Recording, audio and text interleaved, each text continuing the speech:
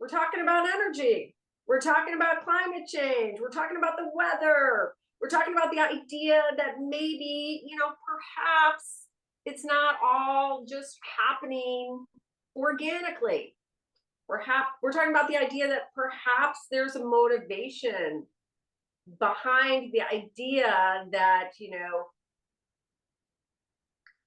climate change perhaps isn't 100% naturally occurring. And perhaps it's not because humans are assholes and we drive too much and we're doing all these terrible things and we're killing our planet. Just perhaps. So Hello, everyone. Welcome. hi. There probably has a more succinct intro. No, I just am saying welcome. Welcome. Obviously we've all been impacted by the news recently about just some crazy, devastating weather. Maybe wherever you live, you've experienced some strange weather patterns this summer. I recently just read that it's been the hottest summer across the country, except for certain states. And I'm in North Carolina, and North Carolina has been one of them that hasn't been excessively hot for our region. So, yay, because I am not I don't enjoy hot weather. But we did experience a lot of um, compromised air quality because of the fires in Canada for a long time, like over a month, maybe a month and a half, where I would look out my back window and there was just kind of this like haze that had descended over the backyard, and people were canceling plans. People were not like sitting outside. And that was how it was for me out in like rural Lexington. When we would drive into Winston-Salem or Greensboro, the haze was like 10 times worse. So it was bad. We have friends who live in LA. They just went through a hurricane that hit, and then they had an earthquake the same day. And wherever you are in the US, you've probably been impacted by some crazy weather recently. So what gives? What gives? And I guess, we weren't gonna go, dive right into Hawaii, but I was I was really deeply saddened by that, and just the people and the stories and the devastation. I'm gonna cry already. Just broke my heart into so many pieces. So that's not we're not glossing over that. It's real and it's painful and it's heartbreaking. Um, so, but the idea that right away the news made it about climate change, that was the story. That was the leading story about this horribly painful, devastating experience. It was about climate change. What about the people? What about the children and the families and the history? And that is very difficult to listen to. The fact that, we just brush over that and we quickly make all these stories about climate change. And that is heartless. That is just heartless. So sorry I segued there, but that's really that's painful to watch. That where we are is just, this is another snippet of news about climate change and everybody just moves on. And I get it. We're overwhelmed. We're overwhelmed with these stories of destruction and devastation. So if we were to hold, the energy of sadness around, it'd be unbearable. It'd be unbearable. So, we just turn it into, oh, well, this is climate change. This is global warming. What are we going to do about that? And Climate change is something that is one of the top news stories and has been for the past several years. I used to be a high school English teacher, and students are overwhelmingly anxious about their future and climate change. And if you think about, and we don't even need to dive into like the science behind climate change, I mean, you can look all of that up yourself. The reality is our earth is changing and we are changing. And people are going to debate all day long of what's causing that change. You know, my dad was a coal miner and he fought with the EPA his entire professional career, saying that, you know, coal is this cheap energy resource and it can be done cleanly. And the EPA coming back and being like, no, look at the carbon emissions and all of that. So that's kind of been in my background peripheral. But we had students to where they were so anxious about climate change that we couldn't even really bring it up in class because it would cause panic attacks, like mental breakdown. And you think about that, and the news has just like latched on to this. Obviously, we're all in this like, oh shit, what's happening to the earth? What if you think about that is striking at the very root of our entire sense of safety, well-being, um, the survival of mankind, right? Like that's at the most basic primitive level our greatest fear. Right. That our earth will become uninhabitable. I would like to just say I was, very glibly living my life, just doing my thing, making art. And, I was not an activist. I stopped watching the news years ago just because it made me sad. I was like, I don't want to be sad every day. My interest in the climate and the weather, this all came from channeling. So I wasn't searching to become some activist to, sit here and talk about these theories about what may or may not be occurring with climate, with medicine, with all of these things. But, the information through meditation that came in led me to certain books and certain, like I'd get words about something and I'd be like, I don't even know what that means. What do you mean HAARP? What are you talking about? And so after meditation, I would Google search what I heard in meditation. And one of the things they said to me early on, because I'd stopped using hairspray because I thought I was depleting the ozone and that I was gonna like somehow, destroy our planet. So I'm like, well, I guess I can't use an aerosol can. And one of the first things, early on, they said, you're not destroying the ozone with your hairspray. And I was like, huh? What do you mean?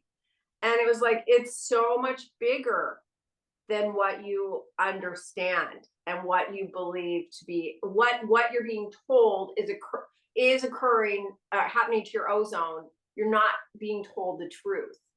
And so then I started getting things about HAARP. And so that is where I started doing some reading. And it's not easy reading. It's not fun.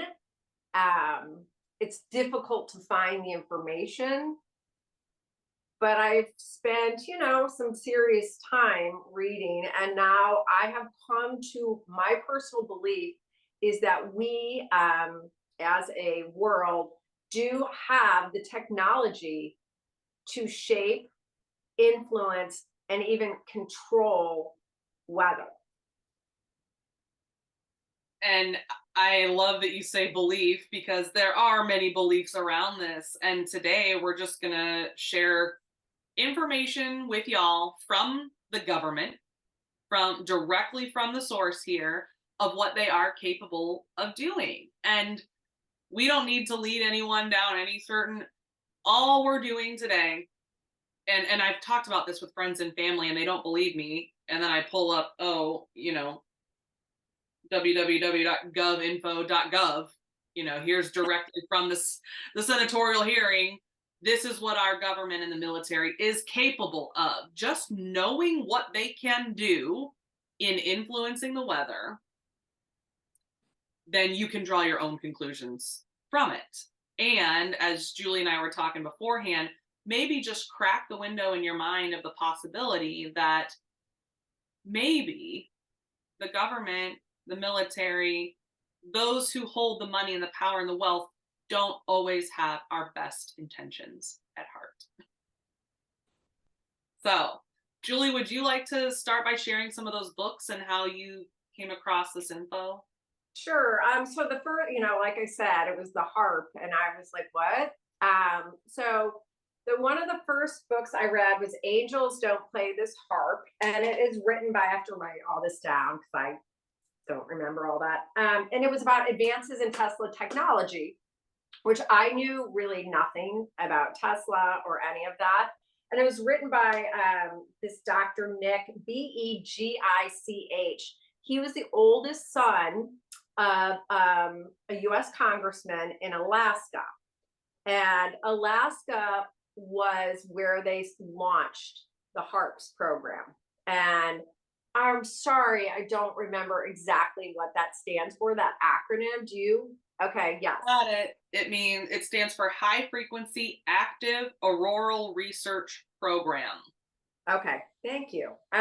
So that started in Alaska. And if you read this book, when I read it, first of all, it's a lot to digest. And I had shared this book. There's PDF file online. I mean, you can find it. I shared it with people, and I remember they're like, "Wait, you read this?" I'm like, "Yeah, I read the whole thing." And they're like, "That's terrible. It's boring. It's hard." But that's when I began. Well, this is real. We do have this program. This does exist. So there was a lot of scientific information and facts, like locations and what's occurring there, and how this technology is being used to geoengineer our weather. So that was the first book that I read that I was like, oh my gosh. The second book I read was Before you move on, can I share a little bit about the HAARPS program? Please do. Yes. Okay, so it said it is the world's most capable, high power, high frequency transmitter for the study of the ionosphere. And this is from haarp.gi.alaska.edu. It's directly from the University of Alaska at Fairbanks. Okay. The goal of the research at HAARP is to conduct fundamental study of the physical processes at work in the very highest portions of our atmosphere, called the thermosphere and ionosphere. So the ionosphere, it was super interesting. I found this video too.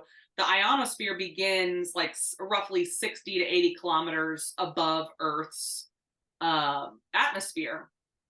And in this video, where they're like literally describing what this technology is capable of using these frequencies, which everything comes back to frequency, as we've talked about many times, but it literally showed this ionosphere around the Earth, and it was the toroidal field.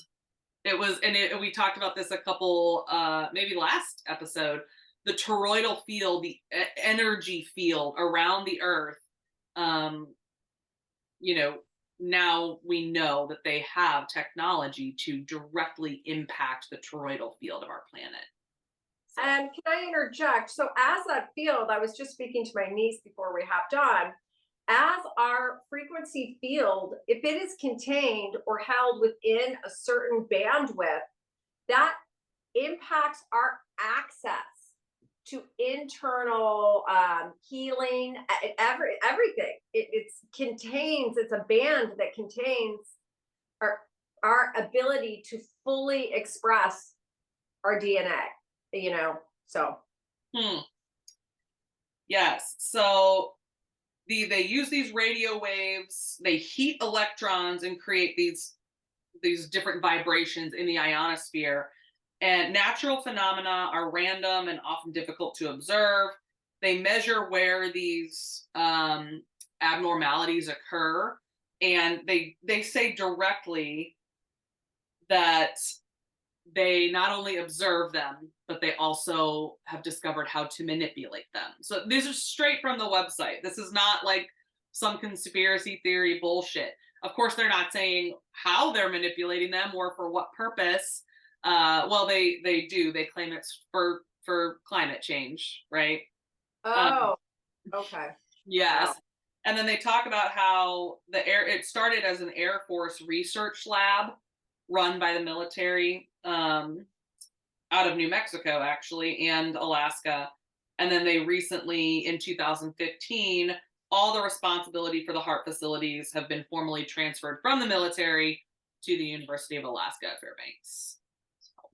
All right. And interesting, I just heard something randomly related to the HARPS project that they've also used it if you send whatever, let's just call it a beam because I don't know what it's called exactly, but you send it into the earth if they're looking for let's just say gold or oil, the sound that reverberates from certain parts of the earth, it's like a string. The guy said it's like a harp. It plays different sounds, and then they know where to plunder the earth. Is that Based why on, it's called HAARP? yeah, yeah. And I didn't know that until just like a week or two ago. I came across my whatever field of information, and I was like, oh my gosh. So it's also how they decide where they'd like to perhaps own or build, what they want to take control of, because, it'd be great if they own all the land in certain areas because that land is very valuable, perhaps. And Um, I heard that maybe your knowledge of the HAARPS project has affected your dating life. Indeed, it has. And so, yeah, I'll tell that story. So, if it were something that were on the up and up, I don't know that there would have been this reaction. So, I was dating this guy, and it was like 2018, and he, was kind of mysterious. And, the first time I was going to his car, he was going to drive me home. I walked to enough dates to finally be like, yes, you can drive me home. And we walk out to his car, and I was like, okay, Darth Vader, like, what the heck is this? And it was like a self-driving Tesla. And I mean, this thing was slick Rick. Like, we could like go to the wineries and like nobody drove home, which I was like, what the hell? So anyway, long story short, we dated and he was into me. I mean, I went to this concert in Colorado and I was like, you're welcome to come to Colorado, but I'm not going to sleep with you and you have to get your own hotel room. And he was like, that's okay, I'm there. So, we dated for like 6 months and, but he worked for Boeing and he was very mysterious about like what he was doing and where he was going. And he had to go to Maryland a lot for 20-minute meetings. And I was like, you literally have to fly to Maryland for a 20-minute meeting? Why can't you just do this on a phone or an email? And he was like, it's classified, it's top secret information, blah, blah, blah, blah, blah. And I was like, so eventually I put two and two together and I'm like, he's working on the HARPS program. So I will never forget, we're out back on my patio, at this point we're making out. I mean, we're into each other. And I said to him, I'm like, all right, so tell me about what you're doing with the HARPS program. He went completely white as a ghost. I mean, just like, and he's like, what are you talking about? Are you talking about a musical instrument that I'm playing a musical instrument? I'm like, oh really? That's really what you're gonna say to me? And he looks at me and he goes, who are you? Who are you? And I'm like, who knows? And he's like, where are you from? It's like, where are you from? And I said at the time, I'm like, I don't know, maybe the Pleiades. I don't know. I don't really know where I'm from. I mean, I was just like being playful, but he basically ran out of my house, never to see or hear from him again. And if the HARPS program was something that wasn't nefarious, I know he knows. He's a freaking high up guy. He's driving a Right. self-driving Tesla. He's flying off to Maryland. If it was something that was good for our Earth, I think he'd just say, well, we are using this book. The guy ran. Wow. Right? Oh, that's great. Well, I applaud you for holding fast to your truth, and those who can't handle it can leave. Well, I wasn't going to date someone who's destroying our earth. I mean, once I put it all together, I was like, oh, great. I can't date you. Like, you're a bad guy. All right, so we got the HAARPS project, and what was another book that you read? Well, after that, I read Under an Ionized Sky. So, speaking about the ionosphere, I read that, and that is written by a woman, Elaine Freeland. Another, you can, I think they're all available too for purchase, but I read that and started to just understand a little bit more how this technology can be used to, change our atmospheric conditions. And I apologize because I'm not someone who can remember every little detail. It's like I take a bunch of information and pull it in and decide for myself what I believe to be the truth for myself. And I am, I say this to friends and family. I am not here to convince anyone that my truth is the truth and you all need to wake up. I'm just literally offering some information that you may or may not want to look into. And it's just knowing that that information is there, right? Because they're not talking about this on the news. Right. So we don't know what we don't know.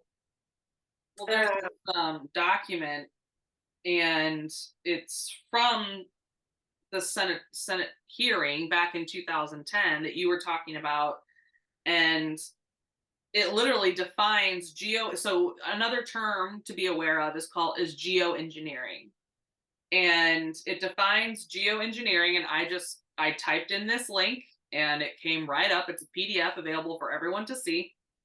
Geoengineering can be described as the deliberate large-scale modification of the Earth's climate systems for the purposes of counteracting climate change. And then it goes on to say it's a controversial issue because of the high degree of uncertainty over potential environmental, economic, and societal impacts. So, they're even admitting that it is controversial. But then I found, there are multiple programs. One is called SNOWY, Seeded Natural and Orographic Wintertime Clouds, where they spray a powder into the atmosphere, into these clouds. This is also an article that I'll link. Normally silver iodide, so we want to start talking about heavy metals in our atmosphere, into the clouds. Each particle acts as a seed for an ice crystal, which grows around it and then falls as precipitation or snow. So they're absolutely capable of creating snow. And how do they do it? By infusing our atmosphere with chemicals that may or may not agree with the organic body. Which is so crazy. I didn't know about that exact study, but I remember it was about 5 years ago and it snowed. And I opened my back door and I was like, this isn't normal snow. Like, this isn't normal snow. And in fact, I brought it inside and I like watched it and I was like, this isn't normal snow. It didn't melt the same way. Like, and I took pictures. I don't remember who I sent it to, but I was like, this isn't normal snow. I don't know what's going on, but this is not the normal snow. And it's not. And now it's very public information that it's not normal snow. There's also albedo modification, which is that snowy program that I just told you about is under albedo. So albedo is the property of the surface of the Earth to either reflect or absorb solar radiation. So what they're doing is sending particles up into the ionosphere, which then will reflect the sun's rays in an attempt to slow the heating of the Earth. So what is that? If you've listened to our sun episode, what does that do for us? What is that? And if we believe believe that the sun is the sun, right? The son of God, let's just say. And the sun is a force of life giving and loving, for deity or whatever you want to call it, right? I mean, it's a force of power. And that is used when we bring that energy into our bodies. The sun activates our so-called junk DNA. So if without access to the sun, we're kind of held within this bandwidth where we're not our healthiest version of ourselves. And when we're not at the healthiest version of ourselves or fully embodied in our power, well, what does that lead to? Well, then we're more susceptible to physical illness and disease. We're more mentally susceptible to receive, especially if it's fear-based information. Oh shit, my planet's dying. If I'm in fear, I'm much more easily manipulated, hoodwinked, to say the least. So that kind of, I hope that this has kind of firmly established that yes, the powers that be are capable of controlling our weather and manipulating our atmosphere and potentially infusing it with things that are not healthy for our organic bodies and souls. But then that leads to the question, and when I have this conversation, it's always like, but who's doing this and why? So, Julie, do you want to maybe start speaking to that? Is this some like, Illuminati? Oh, this dark government. What's up with that? So, I mean, without getting I could go into books about all that. I could talk about the Nephilim. I mean, there's a many angles that I could, but just to keep it simple, let's hold the belief that there are good guys and there are bad guys. I think we all believe that. You see people in your lives, you're like, great person. I mean, they're motivated by love and kindness. And then you see people and you're like, well, sorry, that guy's kind of a dick, kind of greedy, kind of an asshole. So, okay, I think we can all agree with that. So the assholes, all right, and the best assholes, they're interested in power. They're interested in dominion and money. They are, all right. So they unite their powers and they want to control the land. They want to control our access to information. They don't want to see us sovereign and independent and happy, because what does that mean for them? And there are more of us than that. So if we are kept in fear and running around scared and, trying to throw away our hairspray and, do the right thing, we're not going to be able to come together and say, hey, okay, no more. So what is the motivation behind controlling our weather? I mean, money, power, a land grab. If you want to talk now about some of these places that are burning or have burned, in Canada, it's crazy. Yellow Flint, Canada is a northern territory of Canada, which has retained its kind of charm and independence and are not developed. And, I guess it was over 2,000 people were evacuated last week. You want to talk about California? There was a proposed fast rail system. I don't know what that's called. I don't remember what that's called, but it was the rail system. And then that all burned. All that just got cleared away perfectly by these fires over the years. It's like, wow, that's very coincidental. In Lahaina, I don't know exactly the time, but I believe within the last year, there was whatever. They went to the courts, and it was decided that land could not be taken over by developers. Let's just call it eminent domain. I don't know what they call it there, but couldn't be unless there was a natural disaster. Oh, suddenly we have a natural disaster. So let's just imagine they're bad guys and they want to make more money. and they want to control more of the planet. That would be a why. That would be one why. And there's a lot of whys, and we could talk about these, the idea of these smart cities.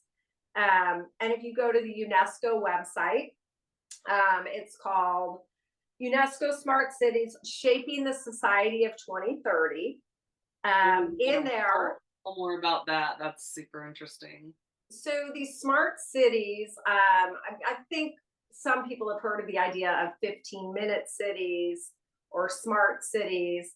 Is where everybody lives within, it's 15 minutes to do anything, to go get what you need, you do this, do that. Everybody's within 15 minutes. And the reasoning behind that is because of global warming, right? Because we're starting these fires, we're destroying the planet. Okay, so they have us in this small, tiny space for control. If you want to talk about surveillance, it's a lot easier to keep track of everybody if they're all tightly contained. And in Agenda 2030, again, this is you can look all this up. And I don't want to create any fear, because I don't really think it's going to come to this. It will if you choose. Some people might think it's super cool to live in a smart city. Go for it. Okay, like go for it. If you think you want to scan your palm at Whole Foods, and everything is just like, you don't have to carry your purse, because I don't know, because it's easier. But thinking about, what are we trading? Are we trading our freedoms for convenience, and where that might take us? But these 15-minute cities basically will be, we will lose our freedoms. We will, and there's information to support the idea that you will not be allowed to travel outside of your little pocket. And I've read things that say, you won't be able to travel to other countries. Only the super wealthy will be able to do that. So smart cities, it is emerging with AI. So if you want to talk about the heavy metals that are coming down and all this, some people want to merge with AI, and that's okay. That's super cool. Go ahead and do that. But for the people of Lahaina and the people of Yellow Flint and the Canary Islands were also burning, and they're slated to be another smart city in this UNESCO document. They didn't get a choice. They didn't have a choice. And to add insult to injury, there is a narrative that somehow what they did as a human on this planet is the reason why their home is burned to ashes. And that's just straight up wrong. Well, and to add another kind of view of that, with Lahaina being slated, or was it Maui being slated as Maui. Okay. Sorry, Maui. And Lahaina, I believe, was the capital before colonization. Lahaina was the capital. And they have held on to some of their traditions and have not sold out. They don't want to be commercial. They don't want to be commercialized or westernized. Yeah. And it's interesting how these are the types of places that are now somehow experiencing these, terrible fires and natural disasters. And I was reading a little bit more about Lahaina and just some of the farming practices there, because it was like all of the farming that has done all over the country, crops have been over farmed. They planted, big agriculture came in and planted plants that were not indigenous to the area. And so what does that do? Well, we know it creates soil erosion. It destroys the entire ecosphere. Is that, what am I trying to say? Ecosystem. Thank you. And so what is fueling that? it's also greed and big corporations coming through and making money off of this gorgeous sacred land. So it doesn't matter which angle you take, what happened in Maui was caused by greed and a disconnect from people and from land, and motivated by this top percent needing to contain all the wealth and power in the world. And it comes down to the ability to make a choice. So, anyone who chooses the idea of smart cities, and if you want to scan your palm at Whole Foods, like, cool. But we all should have a choice of how we'd like to live in communion with the planet and the land. And when people are not afforded a choice, that's when I feel like I have to speak to that. And we don't have a choice if we don't have the information. And if the information we have is corrupted, and I just mean just not accurate or not whole or not complete, we cannot make a clear choice. And I want to ask you this. Thank you for bringing it back to that, because you're right. There isn't a right or a wrong way. It is about what is most in alignment for your life, the journey that you're choosing for yourself. Um, Interested to hear your thoughts on, do you think, let's take a little woo woo here. So on the weekend that we did the retreat back in June, it had rained for 8 days straight, and we were stressing because the retreat is a camping experience. Everyone's going to be outside all weekend. And so I had all of my energetic, powerful people visualizing sunshine, praying that, the rain would hold off. And multiple different people, this was funny, I don't think I told you this. Two different people told me that they like kind of went into meditation to visualize this for us, and that they're either, one woman said there were a lot of people already in that realm, already handling business for you, and two, that it was done. So from that experience, and this is all, colloquially, like from people's own experience, but I believe we do have an energetic capability to at least have an impact on the weather around us, which would make sense and is in alignment with the fact that we are all one. We are all deeply connected to this body that is Earth. We are like living cells on Earth's body, right? So, what are your thoughts on, is the HAARPS program just some distorted version of what we are all capable of doing through our own energy? Absolutely. I mean, we hear stories, right, of these, rain dances and, tribal, ceremonies, right? Praying for rain, asking for rain, conjuring. Um, I believe that, yes. I remember this year, I did a little experiment to see if I could clear the clouds. And I literally said to someone on the ground, like, I'm going to do this experiment and I'm going to clear the clouds in 15 minutes above me. And lo and behold, I mean, I was very excited. And he was like, this is my hairdresser, by the way. And he was like, holy fucking shit. Right. And I remember too, when I was getting married, it was supposed to be raining and I knew that there was going to be a rainbow. I'm like, no, don't worry about it. There's going to be a rainbow. And I even said to the photographer, make sure you get a picture of the rainbow. And she's like, what do you mean? You're going to have like a sign? Or I was like, no, there's going to be a rainbow in the sky, like right before we're getting married. And sure as shit, there was. So I do believe we do have the ability to impact our atmospheric conditions. I mean, you think of you walking to a party, right? Or a gathering, you think you can't change the atmospheric conditions? You sure can. So to believe that as more of us come together we're able to do that on a larger scale, absolutely. And I know there are people, electroculture, which studies the idea of using copper and all of this to, they're called cloud busters.